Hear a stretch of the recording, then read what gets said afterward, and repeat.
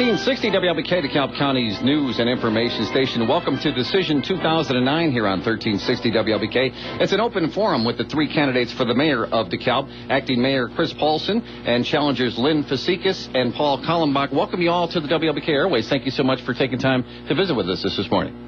Thank you. Thank you. It's great to be back here, Terry. Good to see you again. Now, I purposely didn't use the word debate in my opening because our goal is for this to be a frank and open discussion on issues concerning citizens of DeKalb. I'll present several issues concerning the city of DeKalb, at which point one of the three candidates will answer first, and then the other two candidates will have a chance to respond. Now, you guys are encouraged to interact with each other, and of course, in a respectful and courteous manner. I know I don't even need to say that. But as monitor, my job will be to make sure that one candidate doesn't have more time to speak than the other two. And after a reasonable amount of time, we'll introduce another topic.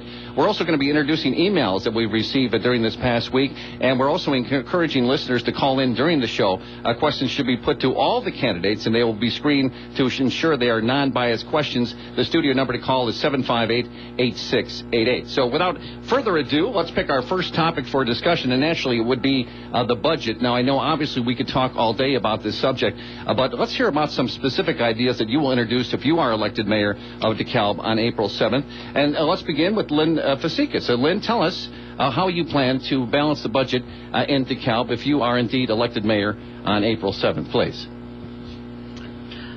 Okay, well, definitely we need to address the problem where we have expenditures growing at the rate of 6% a year and revenues only growing at the rate of, well, this past year, about 3.2%. So clearly we have a problem. I believe that with personnel costs comprising more than 80% of the budget, that is certainly something to look at. We can look at wage structures. We should certainly look at overtime, departmental reorganizations. We can also take a look at how we're dealing with the budget process. For example, should we be doing zero-based budgeting? I think that we could at least consider zero-based budgeting for a department or two every year. I also believe that we can look at the small stuff. We can say which departments need uniform allowances and which don't. How much are we spending for professional magazines? You know, things that workers could actually be taking off of their taxes if they pitched in and covered some of these expenses themselves. So there are things that we can look at that are both large and small to cover the budget. Okay, Paul, your thoughts on that, please? Well, the budget is a main problem here in the city of DeKalb. One of the situations that we have been doing is that we don't know right now, before we can address it fully, we don't know right now where our budget is really at. One time with this administration, because of not so hot summer as we anticipated, with our utility taxes for people not running their air conditioning, one day we're told that there's $500,000 shortfall, and then a few days later we're told that there's $1 million surplus. I think that we need to look within. I see too much waste in our administration. We need to look at salaries. In most corporations, most businesses, when they're in a crisis, there's a 10% cut right across the board. We need to look within. We spent too much money on surveys outside of this community. There's a lot of questions that the citizens of this town have to know about where the budget's at. First of all, we have too many things that are going on behind closed doors. We need to open up these city council meetings so that the citizens of this town can actually find out where we're at. We've had a hiring freeze here, which is a crisis. Our police and firemen staffs are way below safety standards. Can we afford to hire them? Possibly. We need to look in the administration. We can't go outside and hire more lawyers to negotiate the job a city attorney should be doing for police contracts. We need to get responsible people in there. that do the job that what we're paying them for. We have to make sure that we're not overstaffed at the management level. There's many questions that are very hard to answer with this budget crisis because we don't know for sure right where we're at because we have not gotten accurate reports. Okay, Chris, respond to that, please, if you would. Yes, well, thank you. There's several things that we will continue to do that we have done. I think, first of all, we have decreased the budget over the last several years 10% in all the non-personnel expenses. I think that's a vital.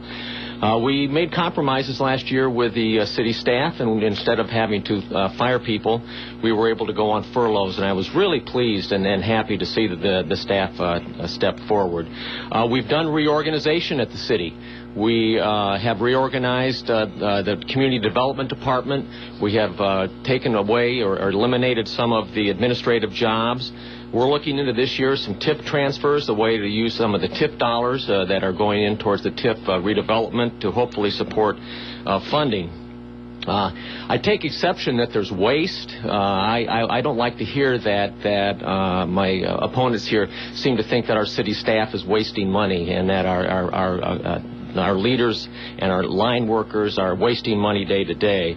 And behind closed doors, that is always perplexing. We have open forums. We have budget hearings. We are getting monthly reports on exactly where we are, so there are no surprises. Rudy Espiritu has done a fine job of working with our Finance Advisory Committee, working with the City Council, so we know exactly month by month where we are, where our shortfalls are, where our revenues are, so that as we go into the next planning in our budgetary year, we know exactly what we need to do. So I think closed doors are only those who choose not to come in and talk to the people and sit down with the staff and sit at the advisory committees and talk to the council people or come into the mayor's office. We have a very open government here, and there's nothing that's hidden. You can go any day at any time and talk to anyone to find out exactly how we're spending our money. I feel positive about the way we're moving with the city. We're ending up with a budget. We're ahead of budget. We're going to end up with a surplus this year for the first time in a balanced budget in the last 2 years, in the last 3 years, actually. I think this is because of wise fiscal management, cost containment, as well as revenues that we were able to enhance in order to make sure that we can maintain our city services, which the people have come to expect. All right, very good. Now, Paul and Lynn, do you want to respond to that? Is there something you want to say concerning the budget issue? Sure. I think that there are still a lot of things that we could do at the administrative level. I think with some things such as the hiring freeze, that had kind of an effect of taking a machete to the problem rather than a scalpel, and I'd rather use the scalpel. So what I'm saying is we've got a couple of departments that seem to be relied on so much, where the folks who work in those departments are specialists, and they're relied on so much and they filter so much that they really don't have to. An example of that would be our legal department, and I know I've come out publicly saying that we should look at contracting out for those services, and the reason for that is the legal department has its fingers in a lot of pies that generalists could really be doing, and should we be paying for the specialists? Another way that we can go is that we can have each department take a look at what kind of legal services those departments require and budget for that, so we see where our legal service dollars are going, and some communities do that. We can also look at IT and how they function, not just as IT, but also as information services. And you don't need highly trained people to do a lot of those functions. So there are still things that we can look at administratively, and have to, because we are not we're losing our first responders. That's what I mean about the machete. And we can't afford to lose first responders. And yesterday I was a witness to an accident that occurred at First and Lincoln.